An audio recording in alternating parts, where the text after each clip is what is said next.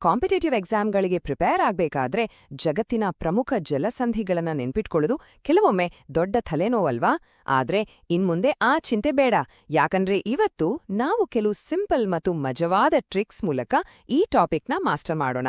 ಹಾಗಿದ್ರೆ ಶುರು ಮಾಡೋಣವಾ?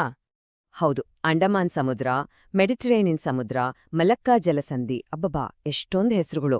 ಪರೀಕ್ಷೆಯಲ್ಲಿ ಇವೆಲ್ಲ ಕನ್ಫ್ಯೂಸ್ ಆಗಿ ಗೊತ್ತಿರೋ ಉತ್ತರ ಮರ್ತೋಗೋ ಚಾನ್ಸಸ್ ತುಂಬಾನೇ ಇರುತ್ತೆ.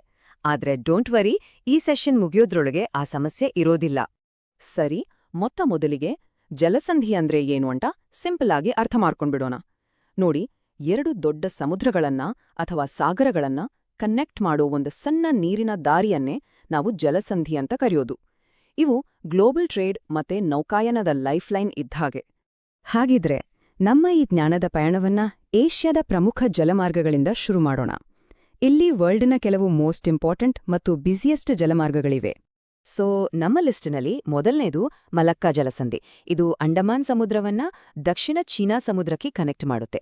ಅಂದ್ರೆ ಹಿಂದೂ ಮಹಾಸಾಗರ ಮತ್ತೆ ಪೆಸಿಫಿಕ್ ಸಾಗರದ ನಡುವೆ ಇದೊಂದು ಸೂಪರ್ ಹೈವೇ ಇದ್ಹಾಗೆ. ಜಗತ್ತಿನ ಅತ್ಯಂತ ಬ್ಯುಸಿಯಾದ ಜಲಸಂಧಿಗಳಲ್ಲಿ ಇದು ಕೂಡ ಒಂದು. ಈಗ ಇದನ್ನ ನೆನಪಿಟ್ಕೊಳ್ಳೋದು ಹೇಗೆ? ಇಲ್ಲಿದೆ ನೋಡಿ ಒಂದು ಮಜಾವಾದ ಟ್ರಿಕ್, ಮಲಕ್ಕಾ. ಈ ಶಬ್ದ ಕೇಳೋಕೆ ಮಲ್ಗುವಾಗ ಅನ್ನೋ ಹಾಗೆ ಇದೆ ಅಲ್ವಾ? ಸೊ ಮಲ್ಗುವಾಗ ಅಂಡಮಾನ್ ಸಮುದ್ರದಿಂದ ಸೌತ್ ಚೈನಾ ಸಮುದ್ರಕ್ಕೆ ಹೋದೆ ಅಂತ ನೆನ್ಪಿಟ್ಕೊಳ್ಳಿ. ಸಿಂಪಲ್. ಎಎಸ್ ಅಂದ್ರೆ ಅಂಡಮಾನ್ ಸಿ ಮತ್ತೆ ಡಿಸಿಎಸ್ ಅಂದ್ರೆ ದಕ್ಷಿಣ ಚೀನಾ ಸಮುದ್ರ. ಎಷ್ಟು ಈಸಿ ಅಲ್ವಾ? ಏಷ್ಯಾದಲ್ಲೇ ಮುಂದುವರಿಯೋಣ.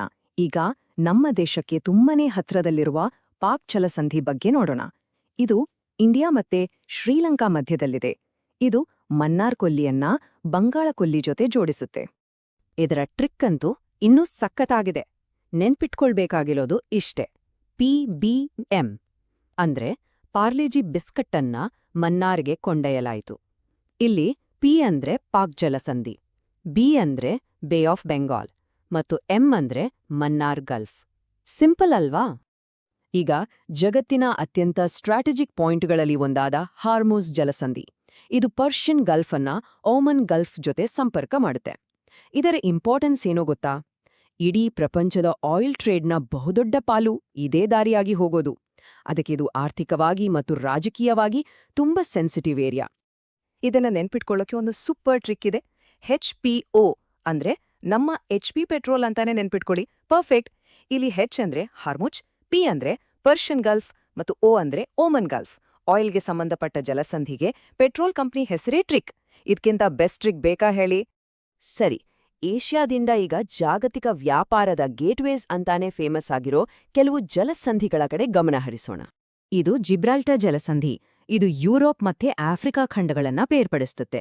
ಹಾಗೆ ಅಟ್ಲಾಂಟಿಕ್ ಓಷನ್ನಿಂದ ಮೆಡಿಟರೇನಿಯನ್ ಸಮುದ್ರಕ್ಕೆ ಇರೋ ಒಂದೇ ಒಂದು ನ್ಯಾಚುರಲ್ ಎಂಟ್ರಿ ಪಾಯಿಂಟ್. ಹಿಸ್ಟ್ರಿಯಲ್ಲಿ ಎಷ್ಟೋ ಯುದ್ಧಗಳು ಇದರ ಕಂಟ್ರೋಲ್ಗಾಗಿಯೇ ನಡೆದಿವೆ. ಇದನ್ನ ನೆನಪಿಡೋಕೆ ನಮ್ಹತ್ರ ಗಮ್ ಅಂದ್ರೆ ಗಮ್ ಅನ್ನೋ ಟ್ರಿಕ್ ಇದೆ. ಗಮ್ ಹೇಗೆ ಎರಡು ವಸ್ತುಗಳನ್ನ ಅಂಟಿಸ್ತೋ ಹಾಗೆ ಇದು ಎರಡು ದೊಡ್ಡ ಸಮುದ್ರಗಳನ್ನ ಜೋಡಿಸುತ್ತೆ. G for Gibraltar, A for Atlantic ಮತ್ತು M ಫಾರ್ ಮೆಡಿಟರೇನಿಯನ್.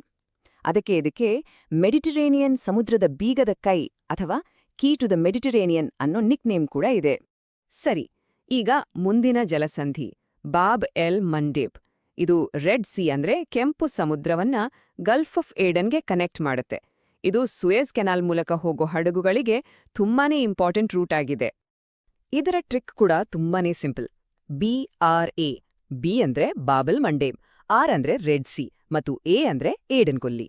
ನಿಮ್ಗೊತ್ತಾ, ಇದಕ್ಕೆ ಗೇಟ್ ಆಫ್ ಟಿಯರ್ಸ್ ಅಂದ್ರೆ ಕಣ್ಣಿನ ದ್ವಾರ ಅಂತಾನೂ ಕರೀತಾರೆ. ಯಾಕಂದ್ರೆ ಹಳೆ ಕಾಲದಲ್ಲಿ ಇಲ್ಲಿನ ಅಲೆಗಳ ರಭಸಕ್ಕೆ ನೌಕಾಯಾನ ಮಾಡೋದು ತುಂಬಾನೇ ಅಪಾಯಕಾರಿಯಾಗಿತ್ತು. ಓಕೆ, ನಮ್ಮ ಈ ಜರ್ನಿಯ ಕೊನೆಯ ಹಂತಕ್ಕೆ ಬಂದಿದ್ದೇವೆ. ಈಗ ಎರಡು ದೊಡ್ಡ ಸಾಗರಗಳನ್ನ ಲಿಂಕ್ ಮಾಡುವ ಒಂದು ಪ್ರಮುಖ ಜಲಸಂಧಿಯ ಬಗ್ಗೆ ನೋಡೋಣ. ಇದು ಬೇರಿಂಗ್ ಜಲಸಂಧಿ. ಇದು ರಷ್ಯಾ ಮತ್ತೆ ಅಮೆರಿಕವನ್ನ ಅಂದ್ರೆ ಏಷ್ಯಾ ಮತ್ತೆ ನಾರ್ತ್ ಅಮೆರಿಕಾ ಖಂಡಗಳನ್ನ ಬೇರ್ಪಡಿಸುತ್ತೆ. ಇದು ಆರ್ಕ್ಟಿಕ್ ಓಷನ್ ಅನ್ನ ಬೇರಿಂಗ್ ಸಮುದ್ರದ ಮೂಲಕ ಪೆಸಿಫಿಕ್ ಓಷನ್ಗೆ ಕನೆಕ್ಟ್ ಮಾಡುತ್ತೆ. ಇದರ ಟ್ರಿಕ್ ಅಂತೂ ಎಲ್ಲರಿಗೂ ಇಷ್ಟ ಆಗುತ್ತೆ. ಅದು ABC. ಎ ಅಂದ್ರೆ ಆರ್ಕ್ಟಿಕ್ ಓಷನ್, ಬಿ ಅಂದ್ರೆ ಬೇರಿಂಗ್ ಜಲಸಂಧಿ ಅಥವಾ ಬೇರಿಂಗ್ ಸಮುದ್ರ ಮತ್ತು ಸಿ ಅಂದ್ರೆ ಚಕ್ಚಿ ಸಿ. ಇದು ಆರ್ಕ್ಟಿಕ್ ಓಷನ್ನ ಒಂದು ಭಾಗ. ಇದರ ಇನ್ನೊಂದು ಇಂಟ್ರೆಸ್ಟಿಂಗ್ ಫ್ಯಾಕ್ಟ್ ಅಂದ್ರೆ ಇದು ಇಂಟರ್ನ್ಯಾಷನಲ್ ಡೇಟ್ ಲೈನ್ಗೆ ತುಂಬಾನೇ ಹತ್ರದಲ್ಲಿದೆ. ಓಕೆ, ಈಗ ಮೇನ್ ಜಲಸಂಧಿಗಳನ್ನ ಟ್ರಿಕ್ಸ್ ಜೊತೆ ಕಲ್ತ್ಕೊಂಡ್ವಿ. ಈಗ ಎಕ್ಸಾಮ್ಗೆ ಯೂಸ್ ಆಗೋ 2 ಕ್ವಿಕ್ ಬೋನಸ್ ಪಾಯಿಂಟ್ಸ್ನ ಫಟಾಫಟ್ ಅಂತ ನೋಡ್ಬಿಡೋಣ. ಪರೀಕ್ಷೆಯಲ್ಲಿ ಡೈರೆಕ್ಟ್ ಆಗಿ ಕೇಳಬಹುದಾದ 2 ಪ್ರಶ್ನೆಗಳಿವು. ಜಗತ್ತಿನ ಅತಿ ಉದ್ದವಾದ ಜಲಸಂಧಿ ಯಾವುದು? ಉತ್ತರ ಮಲಕ್ಕಾ ಜಲಸಂಧಿ. ಹಾಗೆ ಅತಿ ಅಗಲವಾದ ಜಲಸಂಧಿ ಯಾವುದು? ಅದು ಡೇವಿಸ್ ಜಲಸಂಧಿ. ಈ 2 ಪಾಯಿಂಟ್ಸ್ ಚೆನ್ನಾಗಿ ನೆನ್ಪಿಟ್ಕೊಳ್ಳಿ, ಮಿಸ್ ಮಾಡ್ಬೇಡಿ. ಸೊ ನೋಡಿದ್ರಲ್ಲ, ಈ ಸಿಂಪಲ್ ಟ್ರಿಕ್ಸ್ ಬಳಸಿ ಜಲಸಂಧಿಗಳ ಬಗ್ಗೆ ಎಷ್ಟೋ ಸುಲಭವಾಗಿ ನೆನ್ಪಿಟ್ಕೊಳ್ಬಹುದು ಅಂತ. ಇನ್ಮುಂದೆ ಜಾಗ್ರಫಿ ಕಷ್ಟದ ಸಬ್ಜೆಕ್ಟ್ ಆಗಿ ಉಳಿಯೋದಿಲ್ಲ. ಈ ಹೊಸ ಜ್ಞಾನದೊಂದಿಗೆ ಮುಂದಿನ ಯಾವುದೇ ಪರೀಕ್ಷೆಯ ಸವಾಲನ್ನ ಆತ್ಮವಿಶ್ವಾಸದಿಂದ ಎದುರಿಸಬಹುದು. ನಿಮ್ಮ ಪರೀಕ್ಷೆಗಳಿಗೆ ಆಲ್ ದ ಬೆಸ್ಟ್.